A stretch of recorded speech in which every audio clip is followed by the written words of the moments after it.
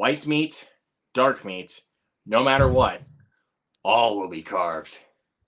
What's up, everybody? Welcome back to the channel. Welcome to another review. We're gonna do spoiler free first, and then do spoilers for Eli Roth's Thanksgiving. Yes. Yes, cannot wait to talk about this one. This was one of my more anticipated films of the year.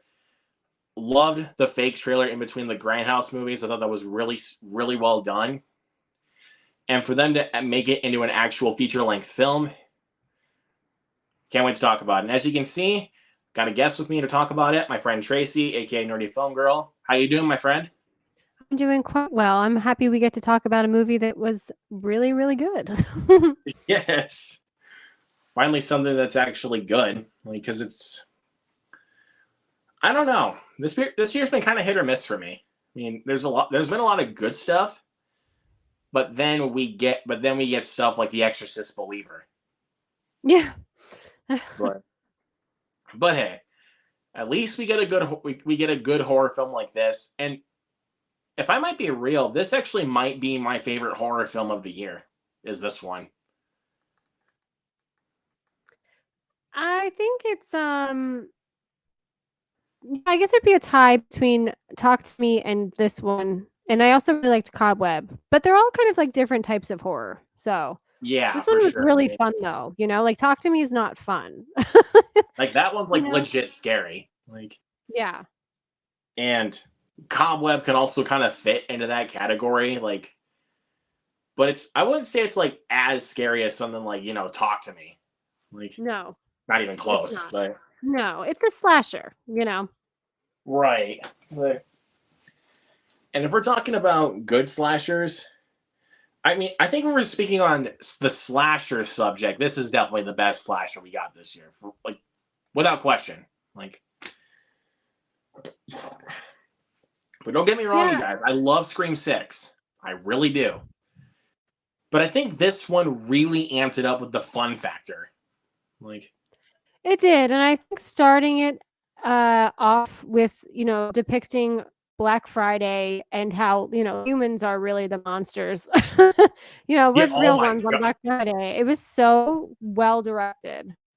Yeah, and again, we'll talk a little bit more about that when we get to the spoiler-filled section of this video because... Oh, yeah, sorry about that. Oh my god, there is a lot to unfold about this movie. There's a lot to talk about. But as you can see, Ethan's in here without context. Yep. That's a good one. I should use the axe. I forgot there's an axe emoji. I always use the knife with the turkey for this instead, but that's a much better... Well, because I mean, you got John Carver, who's literally an axe killer. So but let's be real though. He doesn't always use axes though. He does some really creative kills. He does, and they weren't like too like. There are definitely like times where you get like grossed out, but it's not like over the top gross out stuff that we've seen from Eli Roth before. So it was like a good balance. I mean, it's definitely a little bit more tamed than Eli Roth's previous work, but when it comes to like gory movies of this year, I mean, we had Scream 6, we had Saw X. It's like they go all out. Like they're not afraid to push boundaries. No. I mean, can that really explain to you guys like why those films were so good? They weren't afraid to push boundaries. Yeah. Very true. Now let's go into our spoiler-free thoughts on Thanksgiving. And and since Tracy is my guest, which by the way, guys, I'll let you guys know, we will have a couple more guests pop in. But since Tracy is one of my guests, she will go first and give her spoiler-free thoughts on the film, and then we'll go from there. So Tracy, what did you think about this movie? I thought it was really well executed. It was honestly a lot better than I thought it was going to be. I really liked the fact that Eli Roth, although the trailer was a Grindhouse movie trailer, he didn't go full on Grindhouse movie like for this film. He didn't use that gimmick. It actually was just shot really well and had got really high quality to it, and I think that really worked. And I thought the cast was really good, and I just loved the satire of the holidays and what is important in like what's really important and like how people kind of with commercialism and consumerism kind of don't really realize what the real important things are compared to just buying things. So Yeah, because it's given in the teaser that it's I think it's said by Rick Hoffman like in narration through the teaser where he said that Thanksgiving is a time for appreciation, a time to remember your many blessings, and a time for your families to get together. But then it's like when you really think about what's going on, especially for people like because the next day after Thanksgiving is Black Friday. yeah. You have no idea what happens when it comes to the true nature of celebrating Thanksgiving. And again, we'll save this part for the spoiler section of the video. But Yes. my God, that opening scene, I have no words. Like, I literally have no words. Yeah, and I think that, and again, without spoilers, I think that everything in the film, especially that opening scene, it really showed the motivation for killer really well. Like when everything is said and done and explained, and I'm not going to say what that is, but I think it was just it. You could understand why the killer was doing what he was doing because everyone else looked pretty horrific in comparison. Exactly, yeah. And so yeah, you definitely get that of it. And then so yeah, after this entire Black Friday riot, this is basically the premise of the movie. After this entire Black Friday riot, we get a killer masked as John Carver, basically terrorizing these people. And does he terrorize them in the most friendly way? Oh, no way. No. No way. If you hadn't seen anything from Eli Roth at this point, you should know what's coming. A bloodbath. And I wonder if this is his best film. Do you think? oh, easily. I think this is his best film like overall. Because I mean, there hasn't really been a film from Eli Roth that I loved. Like, I liked the first two Hostel films. I thought they were pretty fun. I liked The House with the Clock in Its Walls. I thought that one was pretty good. Yeah. And Green Inferno, while being way too much at times, was fine enough. I never saw it. I've heard it's a lot. It's a lot, and I haven't seen Cabin Fever yet. That's the only one of his filmography right now I haven't seen. But his version of Death Wish, I absolutely hated. Like I hated that movie. Like it was so terrible. It's like, just why was that made? Like I'm struggling to comprehend why Death Wish was even like not only a franchise but was remade. Yeah. But oh, let's see. Oh, here we go. So guys, I told you like this was not going to be the only guest that we have. So let's welcome Mike. Yo. Hey. Mike. Hey Tracy. What's up, Mike? What's up, guys? Nice surprise. It's good to see you, man. Yeah, good to see you guys too. So yeah, we were just going over our small little thoughts on Thanksgiving. So Mike, since you just arrived here, give us your little spoiler-free thoughts on this movie and what you thought of it. I just thought it was a ton of fun. We haven't had like a really great slasher movie, like original slasher in a long time. And I think this really like filled that void. It just provided like a lot of original kills, which I really enjoyed. Eli Roth's direction, it was definitely there. The acting was surprisingly pretty good, even though we had freaking Addison Rae from He's All That in it. Oof. And one thing I want to say before you go on, man. Yeah. She proved me wrong. I'll just say that. She proved me wrong. Like I thought she couldn't act, but she can. Yeah, I mean, I guarantee she's been taking a lot of acting classes because I think and she's smart because I've seen other celebrities jump from being famous in some format, and then they switch to acting and they choose not to improve in their acting skills. But I definitely can see that, like, she was not horrific or anything like that, and I could tell she's Right. at least trying and is probably actively studying. Yeah. Yeah, So, for but I sure. think with this one, she really had a chance to prove herself, and she did a good job.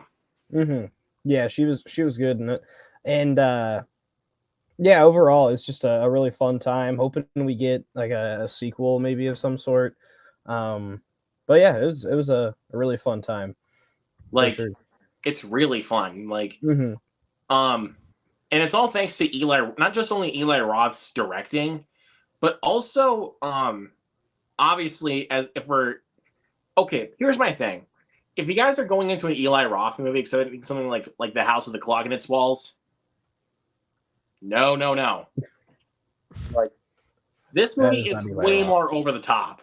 Like, Yeah. I mean, and way more gorier. But again, we'll save that spot for the spoiler filled section of the video, like I said before, because again, there's a lot to uncover, and I could not find one single weak performance in this entire movie, like, which I thought was surprising. I mean, I love Patrick Dempsey as the sheriff. Yeah. Yeah, he was Yeah, I great. thought, and Gina Gershon was also really good, but I guess slight spoiler, she's not in it for very long. No, it was nice to see her again, though. Yeah, that was Yeah, good. And for sure. it was also kind of nice to see Patrick Dempsey in a good movie again. Like, Yeah, what has he been up to? I don't know. Like, the last movie I remember him being in was Disenchanted, and that movie wasn't even that good. Like, I didn't see it, and that's a shame because Enchanted is so good. and it's actually really funny. It doesn't like that's one of those Disney films that wasn't afraid to push its boundaries in regards to making fun of Disney. Like, they just went all out and just pushed all the boundaries they could into making fun of themselves. Like, but with Disenchanted, they went way too safe. Yeah, Way that's a too shame. safe. And Yeah. but with this one though, again, yeah, Patrick Dempsey was great. The kills in this movie, boy, did that get some good reactions out of my crowd, because my theater was about half full, and My theater, it was just me, the person I went with, and then two other people, like in a row in front of us, I think. So yeah, it wasn't too packed, but it was also at like 10 o'clock in the morning, so it wasn't. Yeah. But guys, I think the drop on this movie isn't going to be that big, because I think it was perfect timing to do it the weekend before Thanksgiving, because then next weekend, like, yes, obviously you have more competition, but it is so perfect to like get a chance to see it if they didn't get a chance to see it this past weekend. So I think it's gonna still do pretty steadily this week. Yeah, that is very true. I mean, yeah. and quite a few horror films don't really have that like big budget. Yeah. Because I mean, let's look at like Evil Dead Rise. Like the Evil Dead Rise budget was like $12 million, and it made back its budget. So yeah, it made back its budget like the first weekend. Five Nights at Freddy's budget was $20 million. Yeah. This one's budget was only $15 million, so it'll probably. I mean, this film is not going to have a problem with making back its budget. Like, and once it makes back its budget, we might get a franchise out of this, because this would actually really work as a franchise, in my opinion. And I mean, the ending kind of. The ending kind of does signify that in a lot of ways. Yeah. And but we'll get to that.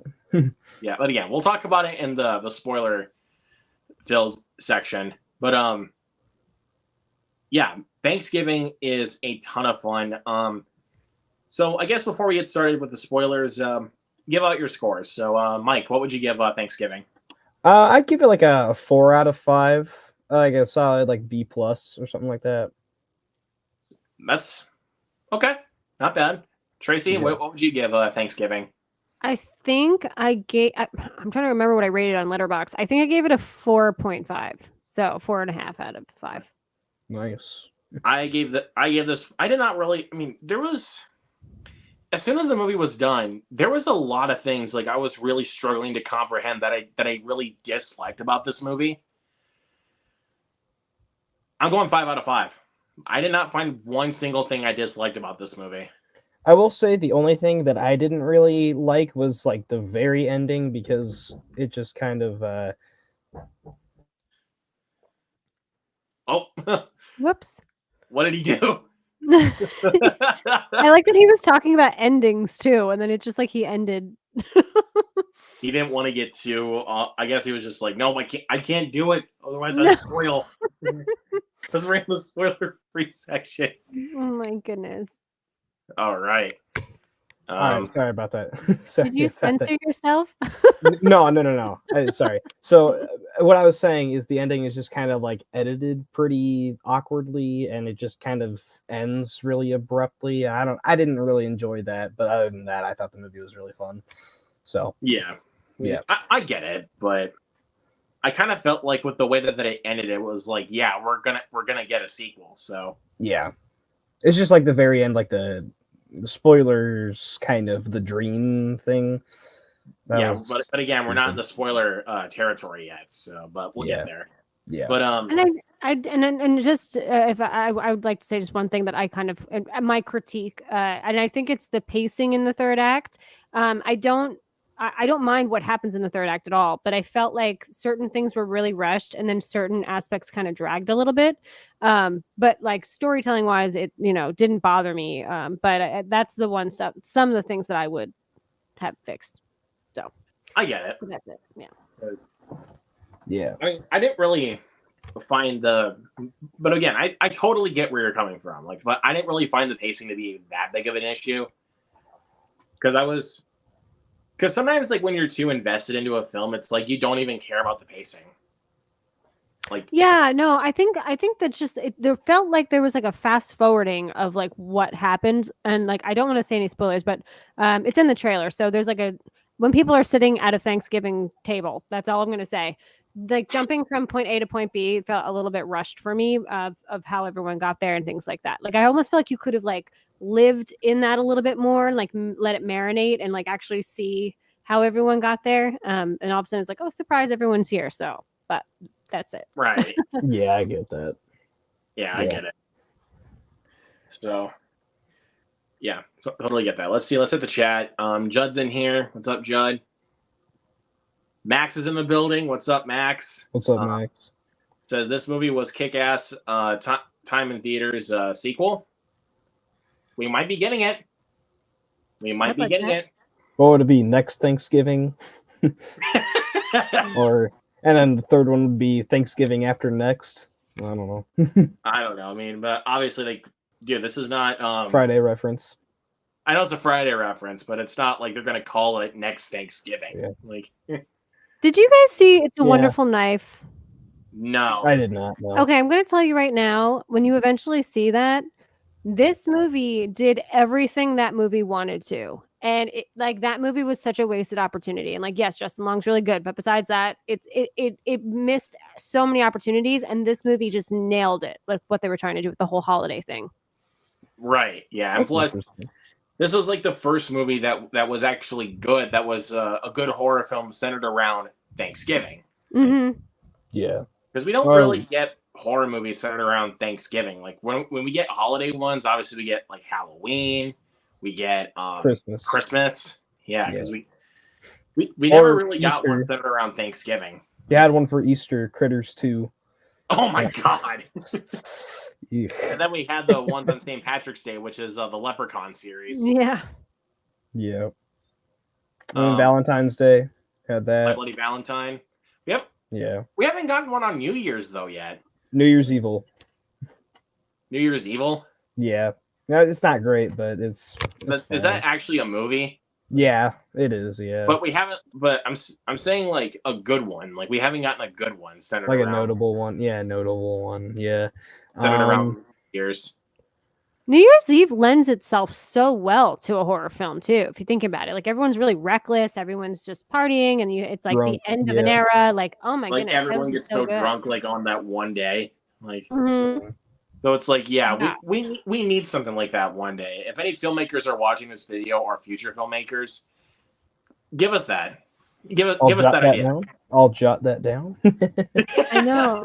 It's so similar to Halloween if you think about it. Like everyone's really kind of like letting their inhibitions go, and you could be like a total bottle episode, like, and you could count down. Okay, we're writing this movie, I guess, during this live stream. It kind of does seem like we're just writing a new idea as we're talking about a movie that centers around Thanksgiving. Yeah, we're all gonna have to link up and write this movie. Yeah, this would be an interesting one. I just started a note on my phone to do it. Perfect. There you go. There you go. But in terms of other Thanksgiving horror by the way, movies, what do we got? What do we got for other Thanksgiving movies? We have, or Thanksgiving horror movies. We have Poultrygeist and Thanksgiving, and then Thanksgiving 3. Who cares about Thanksgiving though? That's a student film. Yeah. That movie, like, if you look at that film and how it was made, it is legit a student film. Like, I've never seen it. Oh, it's not. The only one good thing about that movie, and it's only a line. That's it. Like, it's only one line. It's actually good. It's like 60 odd. It's 60 odd minutes of just pain. Yeah, and this is the only good line out of that movie. It's the most quotable line out of that movie. It's gobble gobble, motherfucker. Like, oh my goodness. Said by a fucking turkey. Like, wow. Otherwise, the film is just misery to sit through. Like, it's so bad. It's not good. It's not even so bad. It's not even so bad. It's good. It's just so bad. It's bad. And then wait till you see Thanksgiving 3. Oh boy. But now we actually finally got something we can watch every Thanksgiving for as a little holiday tradition. Yeah. Like, as we're even talking about this would be a fun one to do, like a fun watch along to do close to next Thanksgiving. Like, yeah, this would actually be a lot of fun. Like, so what movies do you guys like to watch around Thanksgiving that aren't horror movies? Like, do you guys have any, like, The only one that really comes to mind is Planes, Trains, and Automobiles. I was about to say that one too. Yeah, Planes, Trains, and Automobiles for sure. Yeah, that's cool. I'm definitely gonna watch that one this week for Thanksgiving because I already watched it, but I'm probably gonna watch it again soon. Like, I watched it this month already, but I'll probably end up watching it like on Thanksgiving. It's a movie that, like, it doesn't even matter how many times you watch it within a year, because it's like, it's such a good movie. It's like, even if you watch it during Thanksgiving, you could just watch it again. Like, yeah. Absolutely. Like, because I always have that one film every Christmas where it's like, even on Christmas Day, I watch it 3 times in a day, because it's like, it's just a thing for me, which is obviously A Christmas Story. Oh yeah. Because it's on loop on TBS for 24 hours every year. I watch that film 3 times in a day. Mm-hmm. I used to do that too, because when I lived with my parents and we had cable or whatever, I totally remember that. And they've been doing that a long time, like for like 20 years, I feel like, or if not longer. Yeah, so they've been doing it for a long time. And also, I also want to point this out: the newest one, A Christmas Story Christmas, not that bad. I want to see it. That was a good movie. Yeah, he directed I it. like that one. Right? Didn't he direct it? Talking about Ralph. Peter Billingsley. Yeah. Ralphie. I don't think he directed it, but I know he's back in it. Obviously, he's still playing Ralphie. Let me see here. But because he became a director, and he's actually really good friends with someone that's really surprising, that's really famous, and I forget who it is at the moment. It's Vince Vaughn. Oh yeah. I think Vince Vaughn actually helped him produce the second Christmas Story. That's awesome. I would say he did not direct it, but he's in the movie though. But yeah, I mean, and also Billingsley is also a producer behind it. Like, yeah, that's awesome. I mean, him and Vince Vaughn are really good friends. So now, might be a hot take, but I did actually prefer Christmas Story Christmas to the original. That's the one where you and I really have to have a really deep conversation on, because that's look, Christmas Story, the original is one that you had to have like watched it back in the day or like grew up on it to really love it. And I actually didn't watch it for the first time until I was, I think, 13, and I just found it annoying as crap. So That's my take. But my hot take of the night. my parents show me that movie. But My parents. it's fine. didn't. It's fine. We'll My parents did not. I don't think my mom had seen it until she was 40. So yeah. Do you guys have you ever heard that the dad was originally supposed to be Jack Nicholson, and he I guess couldn't do it?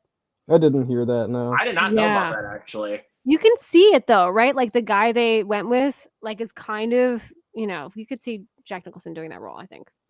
Yeah. I mean, Jack Nicholson would not be a bad choice to play as Ralphie's father. Like, Right. I mean, that wouldn't be a bad choice. No. Ben Buster's in the chat. What's up, Hey, Ben Ben Buster? Buster. What's good, man? I'm just gonna refill my wine real quick. I'll be right back. All right. So, but yeah, I mean, I don't know, man.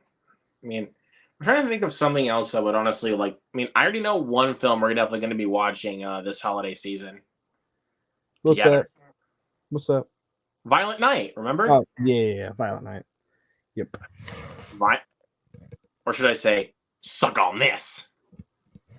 Mm-hmm. He says suck on this, and then he stabs a guy in the cheek with a candy cane. Yep. How's that not badass, dude? That's awesome. Yeah, that's great. What else? We're watching Christmas Bloody Christmas.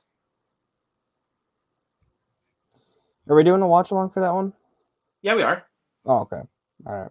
Yeah, we're doing that one, and then the double bill of Charlie Brown Christmas and Violent Night. Mm-hmm. Again, that one was Grant's idea. Was to do the double. I mean, the watch along to do for Violent Night was my idea, but the double bill, since we did It's the Great Pumpkin, Charlie Brown with Dark Shadows, the Charlie Brown Christmas one was his idea. So yeah.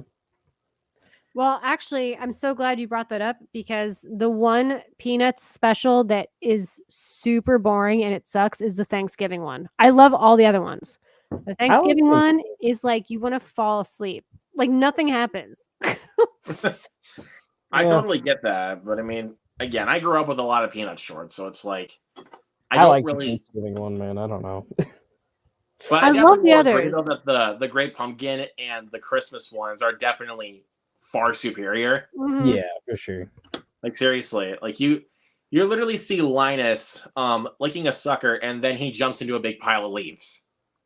Yeah. and then his one remark is, "Never jump into a pile of leaves with a wet sucker." Oh my goodness. Yeah. I don't know the one that I really like. That Here's my question: like, how do those still hold up even so many years later?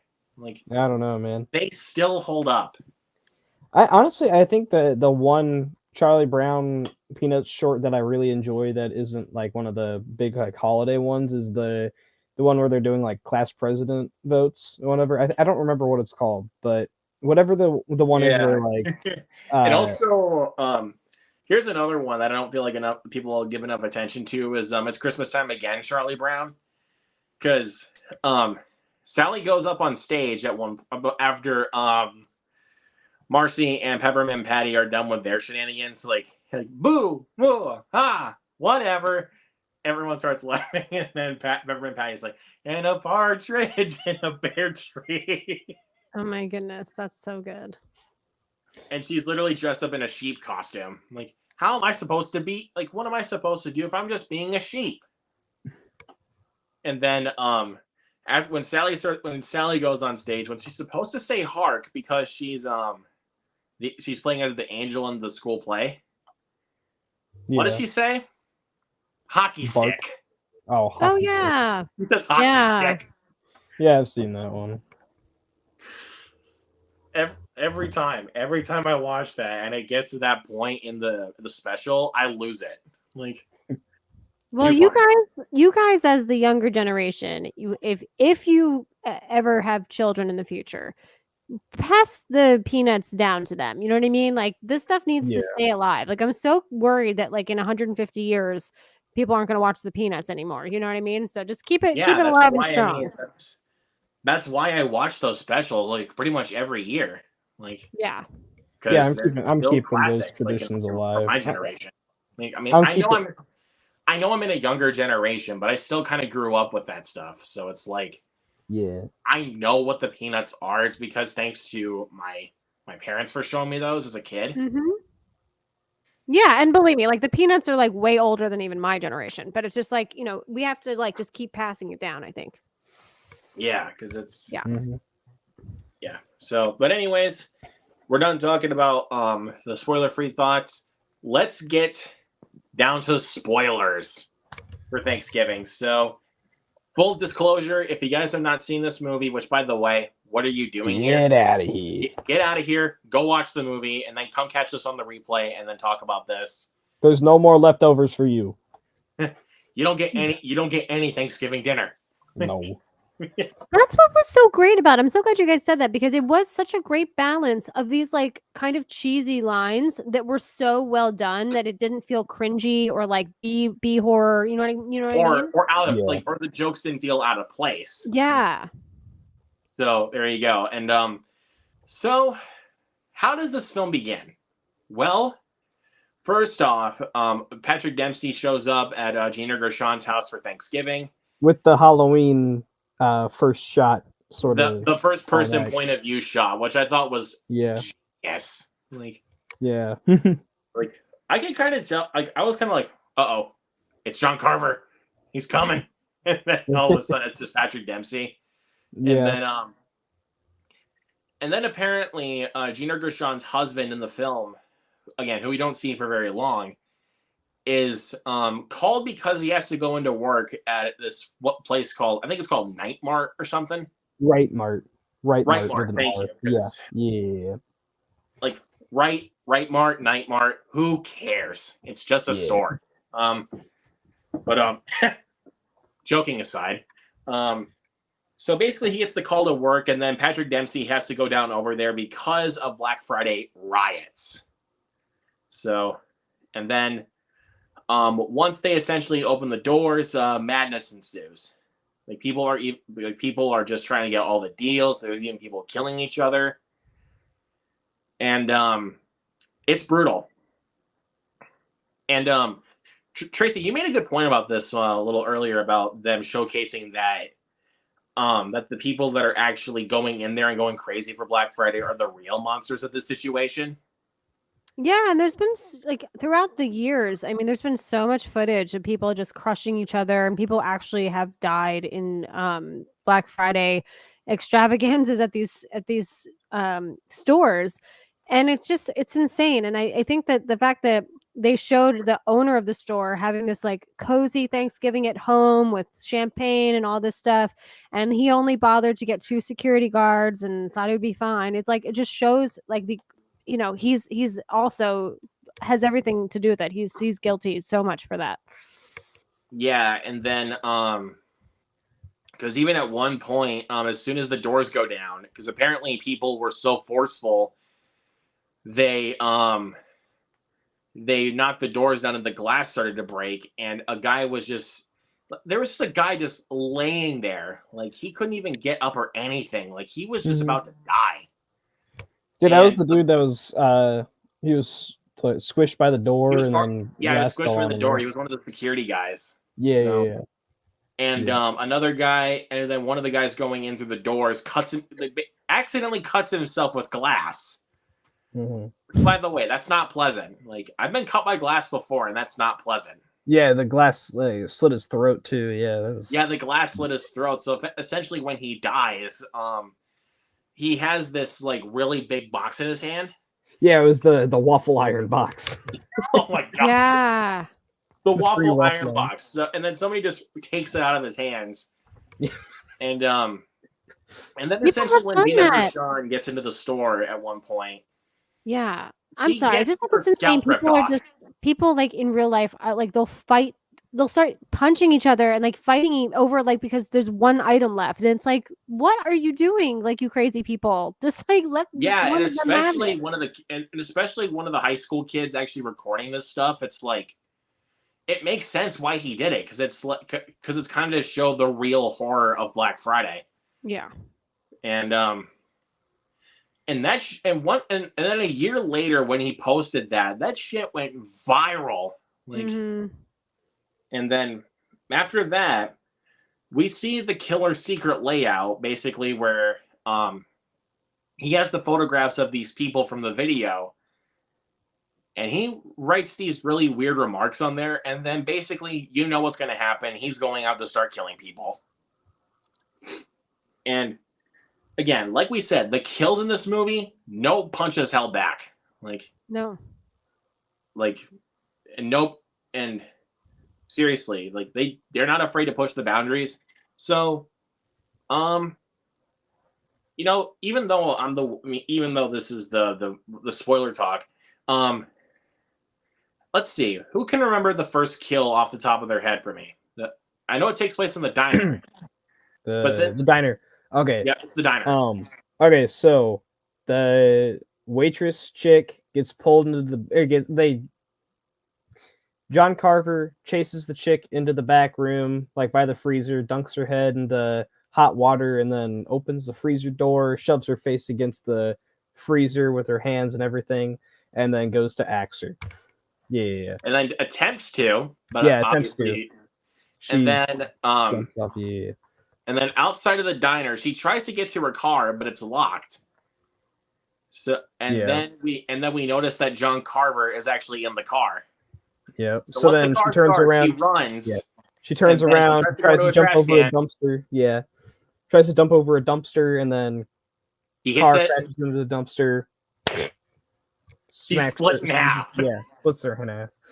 Oof. That was nasty. Not only was that shocking, but Eli Roth did it in a way where it's like you don't even feel bad that you're laughing. Like, no, because she sucked. And it kind of reminded me of like The Purge a bit, because you see her acting like an animal on Black Friday, and then you just see her at her job and she's totally normal.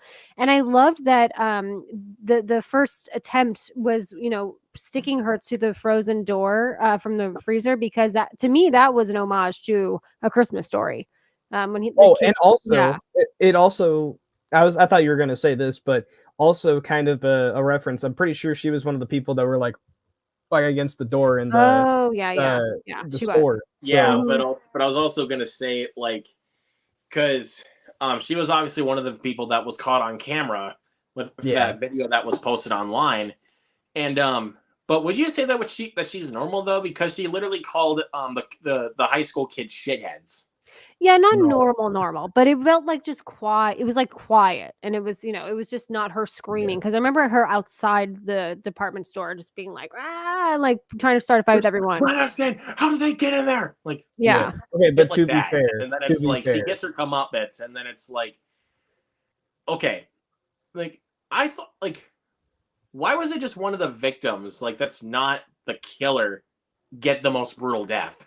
Like that's one of the more but that's not it. That's not all though. Like there's a lot of brutal kills in this movie. But then we realize that John Carver, the killer, is actually tagging the high school kids, or basically pretty much everybody, in these Instagram posts that are basically for Thanksgiving. Like they're the guests that are being invited to his Thanksgiving. Mm-hmm. And so. And then the waitress lady is at the table. Like her, I guess I could say her half is at the table. Yeah, the top half. Yeah.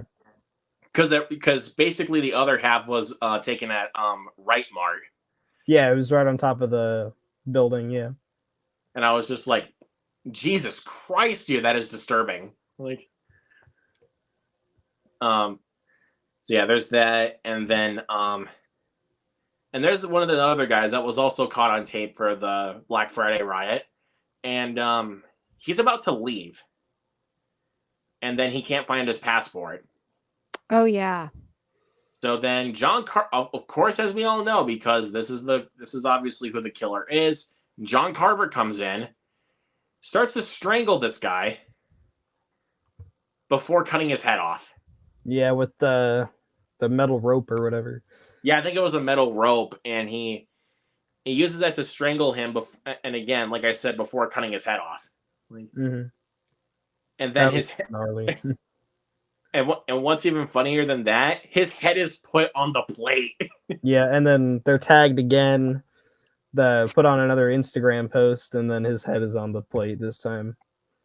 Like again, even though it's supposed to be really shocking, but like I said, Eli Roth does it in a way where it's like you don't even feel bad that you're laughing. Yeah. Yeah, and that was another thing I liked. I liked his use of Instagram because I don't think I've seen a horror film that's used it. I mean, I'm sure there are examples, but I thought it was really well done because all of the same people getting tagged in a photo and all that stuff, I just thought was really well executed, and it was new to me, you know. Yeah, it's like especially the way that John Carver is setting them up, like Yeah. Mm-hmm. before they essentially all get there to that certain point. Again, like it's really it's done in such a way where it's like it's so crazy. Like you don't even know like how they do it. And then we get to the gym scene in the school. Oh boy. Oh god. Oh. Okay. This There's is a at lot to talk the about. rival school Basically, though, right? one of the guys that is in this workout class, That is was this basically was at pulled aside the because of a cheerleader. this was at the rival school though, right? I don't remember what the I other think school it was was the called. rival school, but I'm not. No, it's this. I think it's the same school like that our protagonists go to. Oh, okay. It's the same school. I mean, or maybe it was a rival school. I'm not 100% sure. Like, who Yeah, because knows? I'm pretty sure it might have been because like the one kid that whatever the main jock's name was saying that he beat the shit out of on Black Friday. Or like the kid with the black eye, and he's like, "Oh yeah, I beat the shit out of that guy." Yeah. Yeah, and then so what happens is he gets pulled aside because of a cheerleader, and he's just sitting on the stage for a few minutes before John Carver comes in and Snaps his neck. Yep. yep. And obviously the cheerleader doesn't notice because she's still just busy just doing her jumps. Yeah, on the trampoline. On the trampoline, and then what From the happens trailer. is from the fake trailer. yeah, from the fake trailer, and then she lands on the knife, and then she essentially starts to get stabbed even more because of where she's landing.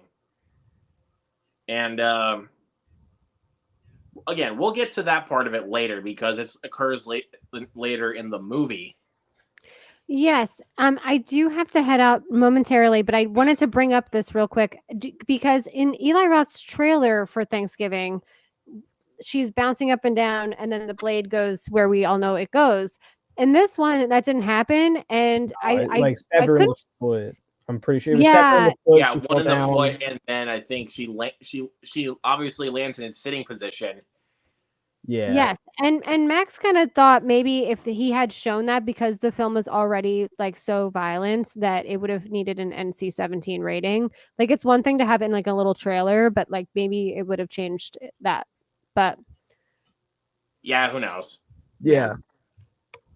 And but I think this is fantastic. I'm gonna catch the rest of this on the replay. Thank you so much, Luke, for inviting me. I'm so sorry I have to peace out, but I can't wait to see the rest of this conversation.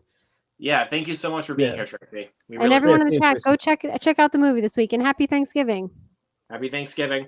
See you, Tracy. All right, so I do have to leave. I guess here it'll just soon, be you though, and as I well. until Grant gets here. So Yeah, I do have to leave here soon though because I need to go eat. But yeah, I don't know exactly when, but yeah. But again, though, I mean, it's not gonna be like too much longer. But I mean, but then Right, 'cause again, we're we already don't know where the halfway through. conversation's gonna lead. Yeah, So- we're already halfway through here, so yeah. So yeah, after that keep on happened, going. basically, Addison Rae and her boyfriend go into the school just to find out what's going on, and so apparently they go into this hallway, basically as a way to start, making out or have sex or something like that. That's a Yeah. typical horror movie trope. Mm-hmm. But John Carver gets in their way and knocks him out. Yeah. Oh, also forgot to mention, the two like battling Boyfriend relationships. Yeah, the battling boyfriend characters, Bobby and Ryan. Forgot to mention those guys, but yeah, they are kind of an important detail to the movie though. Yeah, they are an important detail because at one point, I remember during the Black Friday moment that he gets his wrist stepped on, Yeah, and and also then he because vanishes for a whole year. yeah, and so that was Bobby, and then also the other thing though is that they play like the red herrings almost, where it's like they're growing suspicions of those two being possible suspects for John Carver. But yeah, just to add on because there are pretty important details in there. Yeah, But thank you for they do adding that show on, up. though. They do show up right after this whole little school part. So, mind if I pick up here though? Yeah, like Okay, so um, Addison Rae and her boyfriend end up getting taken, and then Jessica is her Jessica's her name. So Jessica's trying to call them and they're not picking up. So then she's like walking around the school and then hears Addison Rae's phone going off. So then she finds it in this little janitor cart and she's like, wonder what that is. Or I wonder why that's there. And then John Carver is right behind her, and then she's like looking but at Addison Rae's thankfully phone. though, Yeah, by that time, thankfully she doesn't get her head chopped off. yeah. So she's looking at Addison Rae's phone, and then turns it off, and in the reflection sees John Carver, and then she's Like about to ducks. swing, and then she Yeah. just ducks at the last second. Yeah, Like, ducks at the last second, and then they go into a little chase.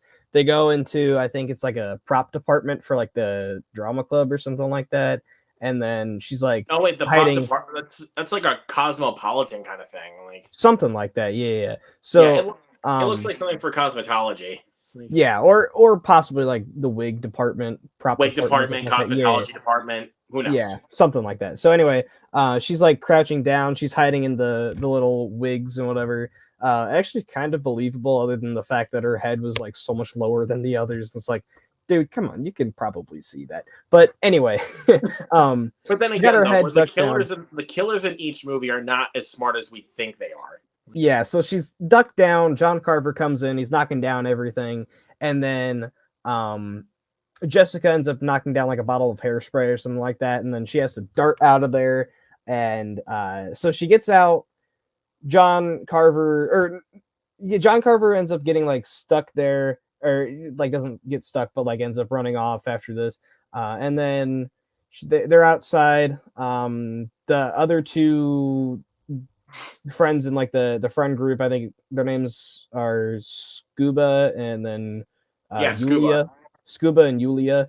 They're out there. They're trying to comfort Jessica, and then Ryan and Bobby come up and they're like, "Hey, sorry I took so long to get here." Like, you know, trying to like comfort her and stuff. Then apparently, apparently the sheriff says that they're suspects. Yeah, and I mean the sheriff just like gets there then too. So, and then also like Bobby and Ryan get in a fight. And then in quotation marks, a fight. A fight, yeah. And then Yulia's dad, which I'm still thinking is Arnold Schwarzenegger's twin or something like that. It calls Yulia and says they're going to Florida, and then goes and picks her up, and then takes her back to her house. And then we get to our next little kill bit where they're packing their bags. They've got like a security officer, and right. Yeah, so they've got like a security dude hanging out there with them, trying to protect them, so then Yulia doesn't end up getting killed. And then John Carver comes in with a tranquilizer dart gun, shoots the security officer, and then also takes out Yulia's dad. So then I don't know if it was a tranquilizer dart gun though, because they don't get back up. Like, that is true, but then we also find out the Thanksgiving table though towards the end of the movie. Yes, but at the same time, though, he uses the same gun when they're in the car later on in the movie, when he uses the flashbang and then shoots them with the gun. He uses the tranquilizer gun, and it's the same exact gun. So I'm pretty sure it's a tranquilizer. Or maybe he might have used a gun silencer first before, like he might have used an actual gun and then finds a gun that looks exactly the same that is a tranquilizer gun. It could be. Like, but anyway, that's what I'm thinking, because we see the security officer bleeding, like he doesn't, like he's not getting back up. Yeah. But anyway, she ends up getting. Yulia ends up getting taken like hostage by John Carver, and then Jessica and but how Scuba. does she do that though? But how does that happen? Um, She gets those I don't like remember. those things that are like that you can hold with like as a way to eat corn. Oh yeah, yeah. I don't remember what they're called. The prongs or whatever. I don't know. The corn prongs. Corn prongs. That sounds good to me. I don't know. That's a good way to put it. So yeah, she gets them stuck in her ears. Yeah. So then she gets knocked down, and then John Carver picks her up. She's on the phone with Jessica and Scuba though. So then they end up driving down to Yulia's house like lightning speed, and then get in there, and John Carver's holding her hostage with a knife and whatever. And then there's literally a we forgot the party scene. We forgot the party scene where they get the gun. Yeah. The goofball that was selling guns to they were suspecting was selling guns to kids. Yeah, that goofball was funny. But anyway, yeah, so they got a gun. So then Scuba pulls out a gun. Yeah, Scuba pulls out a gun, threatens to shoot the dude. And then they find out that he actually doesn't even know how to shoot a gun. Yeah. So then it's on, the safety's on though. So then John Carver ends up getting away, turns on a floor like a saw of some sort, and then throws Yulia down, and then she gets killed. She gets her arm cut off, and then she's dead. Yeah, her stomach got ripped open too. Oh god, like that was like, I think that might have been the most brutal kill in the movie was hers. Like, I don't know. There was some pretty nasty ones, like the turkey kill. The turkey? Oh wait. Yeah. Oh wait a minute. Yeah, we'll talk about that there in just a little bit. Yeah, but I do have to go. Basically, after that, Jessica and Scuba and basically Jessica's family hatch a plan to kill John Carver. Yeah. By going into the Thanksgiving parade. Yeah. Okay, so I do have to go though, man. But I'm sorry, but yeah. I'll have to see if Grant's gonna come because I'm not doing this the rest of it on my own because otherwise I'm gonna forget some important details. Yeah, all right, yeah. I might text him really quick and I'll tell him that I'm gonna need his help. All right. Well, see you, man. See you, dude.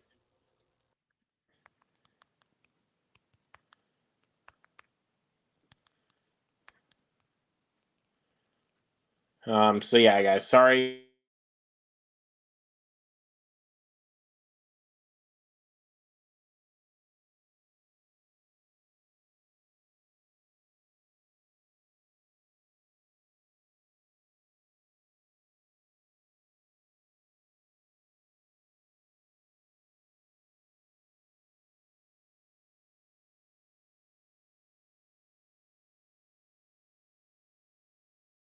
But really quick, you guys, I am going to move positions here really quick, so I will be right back.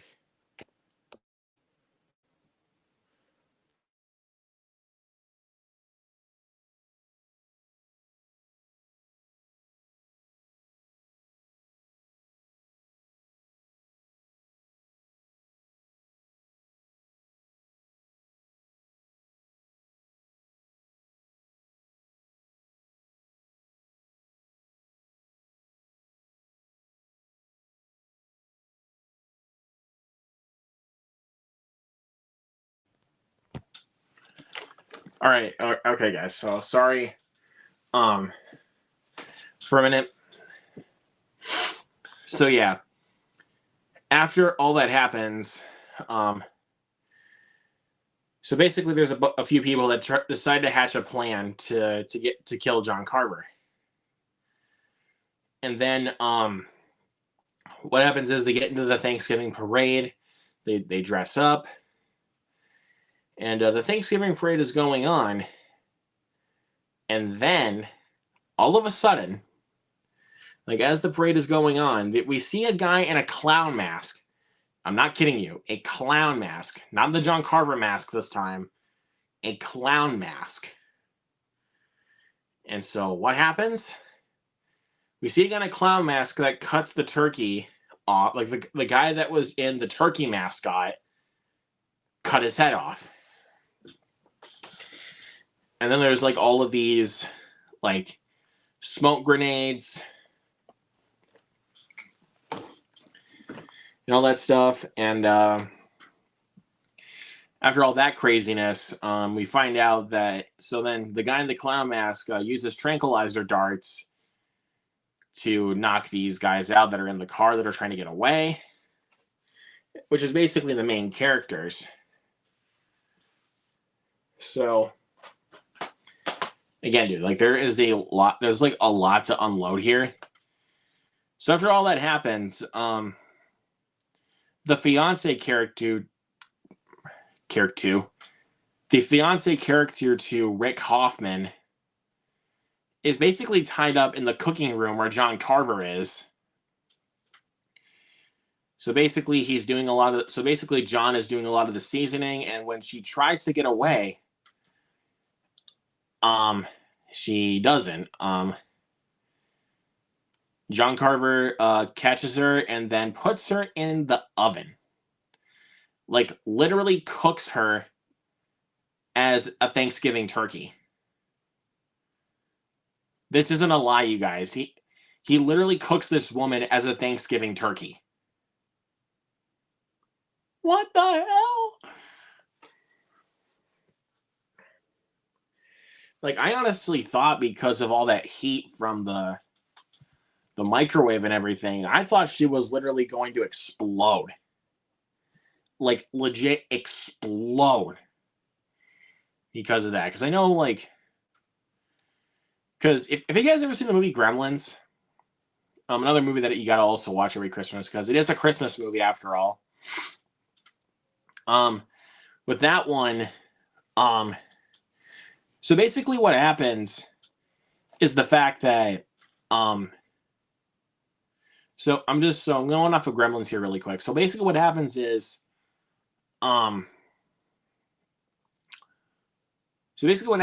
when Billy's mom puts a gremlin in the microwave, goes on for a few seconds. I'd say like about 10 seconds. After 10 seconds, he blows up. So it's like, I thought because of how, like, because of the heat of the oven of this woman that was in the oven that John Carver was cooking as basically as the Thanksgiving turkey, I thought she was going to blow up. Like, and I wouldn't have been surprised if they did that, though, because of how brutal the movie already is. And it's not the first time we've seen that kind of thing, where it's like, because of how hot the ovens or microwaves are, people blow up. Like, we saw that in the remake of The Last House on the Left. Like, a guy's head was on a microwave and the door was open, and then like a few seconds later, yeah, his head explodes. So it's like, yeah, we've seen exploding stuff like that before. So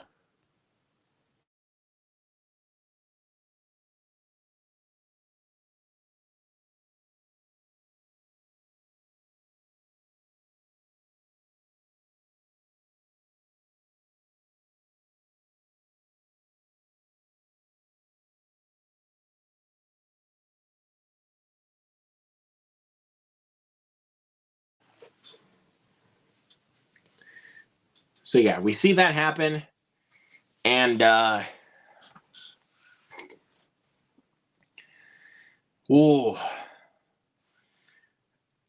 basically he's threatening to kill these people. He's doing it as a live stream too, which I thought was crazy. Like, that part of it, I was like, and how much like likes and shock value that it was getting from people that were actually watching the live stream, like through his phone, was nuts. And so basically, before he kills these people, he's basically trying to do it as a way to set them up. Like, what are you thankful for? And after Jessica and Scuba break out,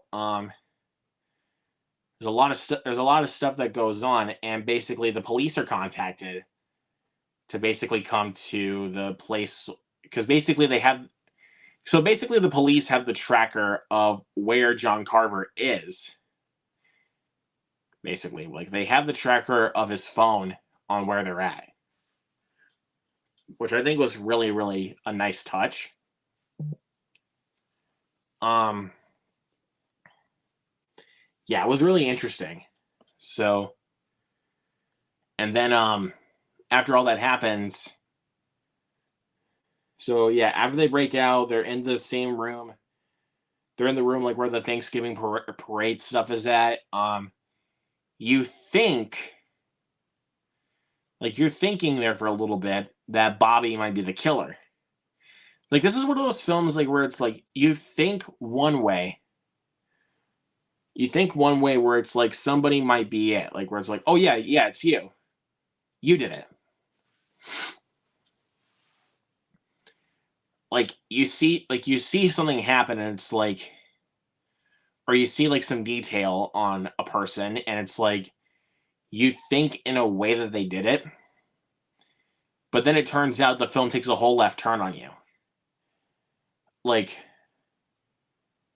when one of the girls in Scream 5 that is an Amber Freeman has blood on her hands by the time that she gets back into the room.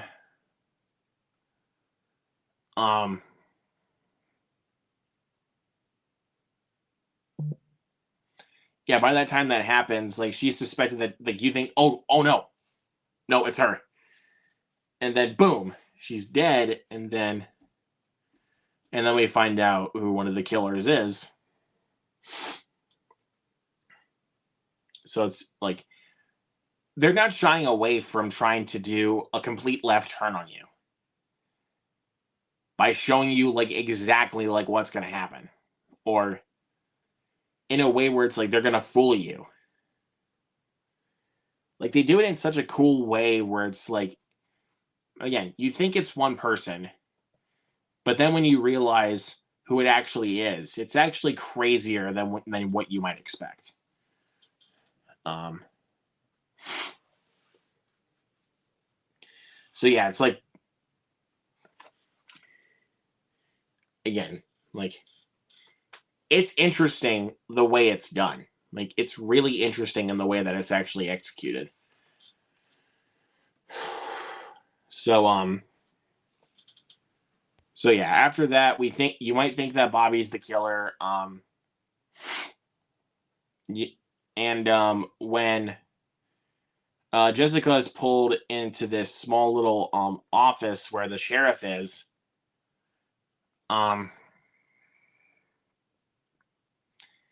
yeah, a little bit later, like I'd say like within like 2 minutes, of that scene,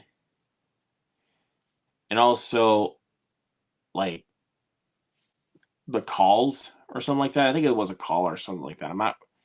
Again, I mean, this movie is still fresh in my mind, but I literally just saw it on Friday nights, so it's like I'm not gonna have everything fully engraved or shoved into my mind, you know, for exactly what goes on.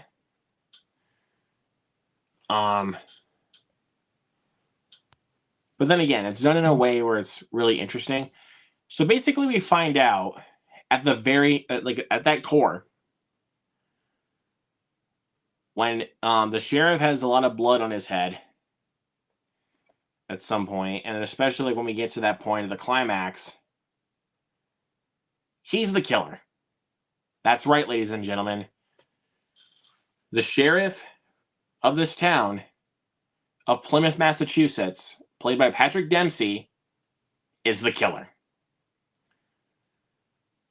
And why did he become and why was he the killer?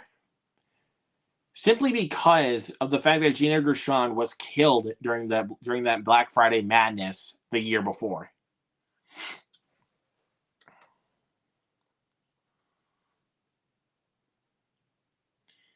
So we find out about that, and it's like, whoa, what? Like, your jaw just drops on the floor as soon as that happens. Like, you're just left speechless after that. Like, legit just left speechless. Hold on one sec.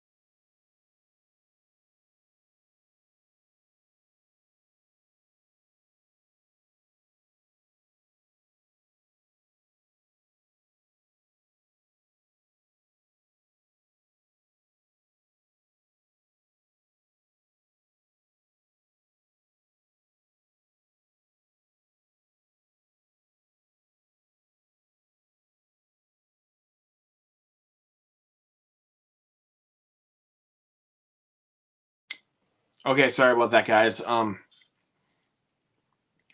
But anyways, beyond the fact that we find out that Patrick Dempsey, the sheriff, is the killer, Jessica and Bobby attempt to find a way to escape. And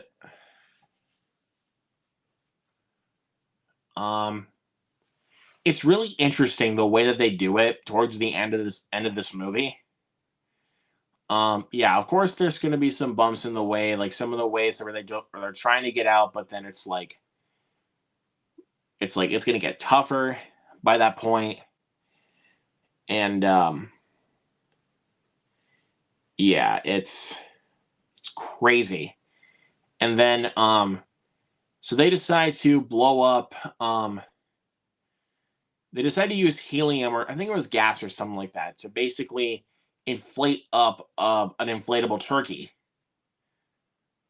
And Patrick Dempsey is getting closer with his axe, and as there will be no leftovers. And then as soon as it gets, and as soon as they find the, and as soon as Jessica finds the gun, the gunpowder and everything to shoot, she says, "There are no leftovers." She shoots it, and then it causes the killer to catch on fire. And yeah, he gets pretty fiery by that time. Yeah, he's fried like a turkey, like a burning turkey. And oh man, it's pretty crazy. So yeah, Ryan and Jessica are reunited. They are in bed together, like towards the end of this movie.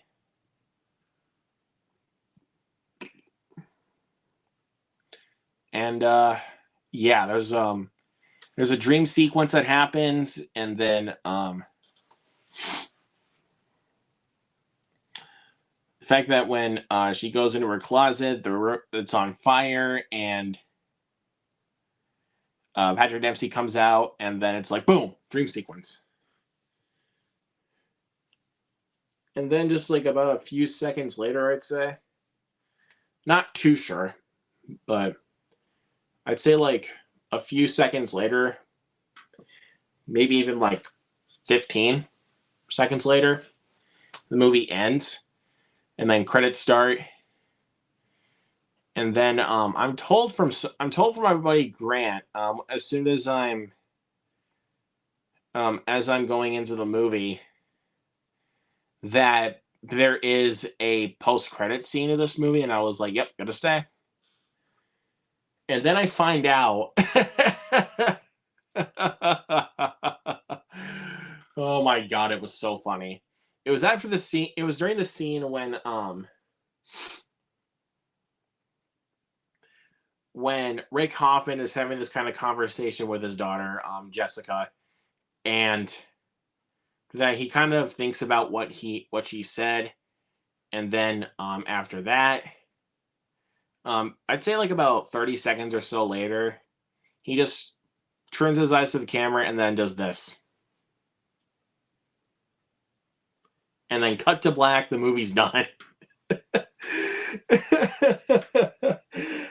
I kind of like, I didn't really think that they were gonna use that. I thought there was actually gonna, I actually thought there was gonna be something in a way where it was like they're kind of set up for the sequel, but then they just kind of did something. They kind of did like a little Scream 6 turn on me, where it's like you think they're gonna do something for the next one, like the post credits is gonna be set up for the next movie, and then it's just a joke, because basically Mindy in Scream 6 was like, not every movie needs to have a post credit scene, and then cut to black, boom, it's done. Like, oh my god. Oh god, I found that too funny. If I'm really being honest with you guys, I found that so funny. But yeah, like I said, during the spoiler-free section of this review or of this video, I was kind of struggling to comprehend, like, come up with anything that I really did not like about this movie. I'm gonna be completely real. Yeah, there's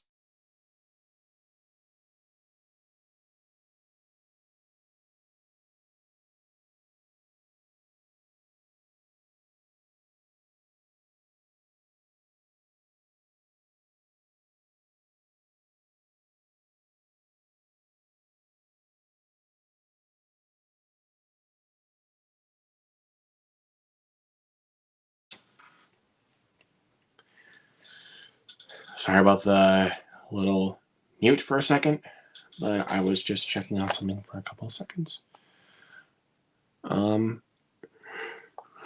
So yeah, after that, like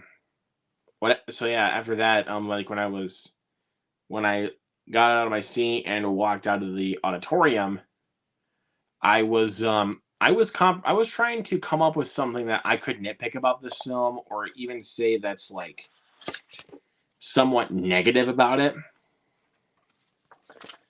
But there was not anything like this is the crazy thing.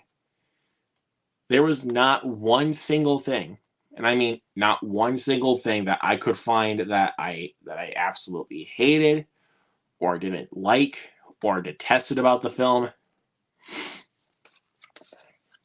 There was not one single moment that I would have changed. If I'm going to be completely real.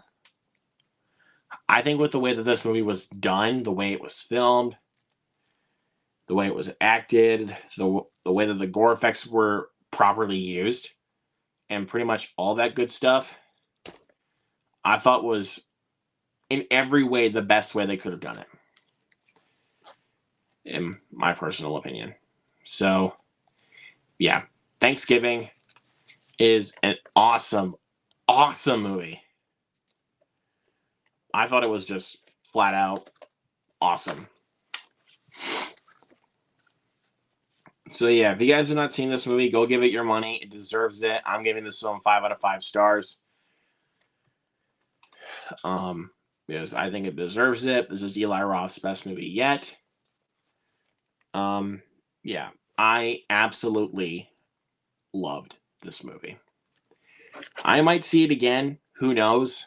I'm not 1,000% sure if I will see it again, but I mean, I'm still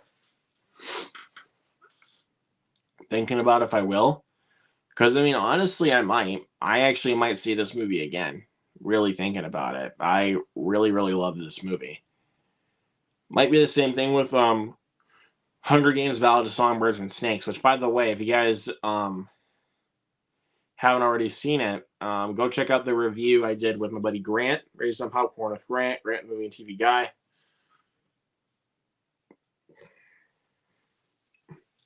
And go check out that video. I reviewed the film with him for a little while. That was a lot of fun. But also just go check out Hunger Games: Ballad of Songbirds and Snakes. It was great. I would say go see it if you guys haven't. I would highly recommend it. It's worth it.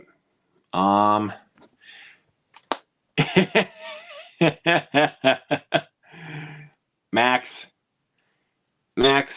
this is why you're my dude. This is why you're my dude. Yes. That's great.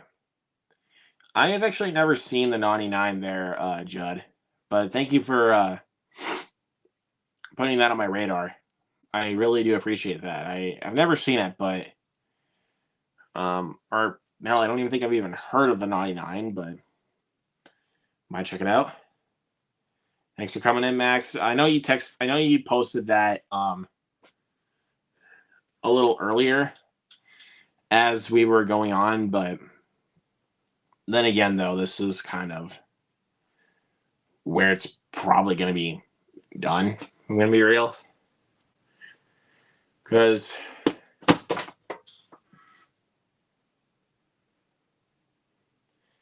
excuse that there, ladies and gentlemen. That was just a couple things that just fell over.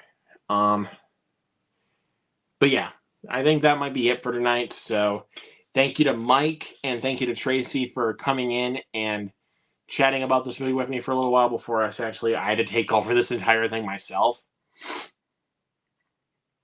But it's okay. It's totally okay. Not a whole lot wrong with just doing it by yourself, but then sometimes it's just like, I could use someone's help, but it's okay. It's totally okay. I mean, I mainly pinpointed the stuff I really needed to talk about with this movie. So, but yeah, if you guys haven't already, go subscribe to Nerdy Film Girl. Go subscribe to Mike. They're awesome. They have great channels, and why not subscribe to me as well? We're going in for the goal of 600. So, yeah, and there's a lot. I still got quite a few subscribers I need to get to before I even get to 1,000, but I'm doing the best I can, and yeah.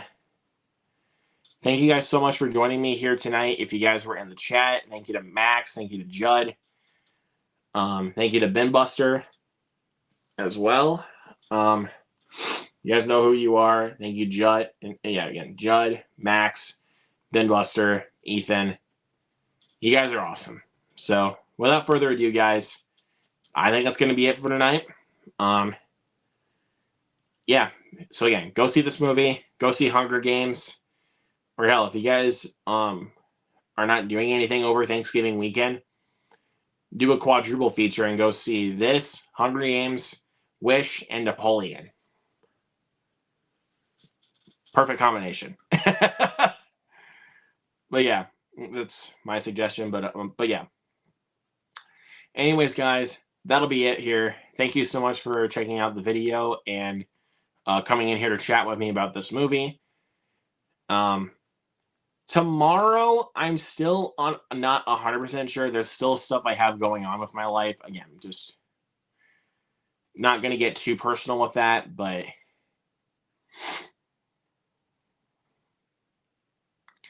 yeah, I'm still thinking whether or not if I am going to do Sisu tomorrow night. I know tomorrow night would have been Color Out of Space. But again, due to some stuff that I'm going through in my normal life, I will probably do that next Monday. So I'm just going to do Sisu first. And yeah. So, and that'll all be next time here on the Luke Ponto channel. Make sure to subscribe if you haven't already. Give this video a thumbs up. Leave a comment down below. What did you guys think of this movie? Do you guys agree with me, Mike, and Tracy? Do you guys not agree with us? Think we're full of shit, or do you think we're, or do you agree? That's it. But yeah. So yeah, make sure to leave all those comments down below. Give this video a like. Hit the subscribe button. Do all the good stuff. Follow me on my socials. And yeah, that'll be about it. So thank you guys so much for watching. I'll catch you guys in the next one. Peace!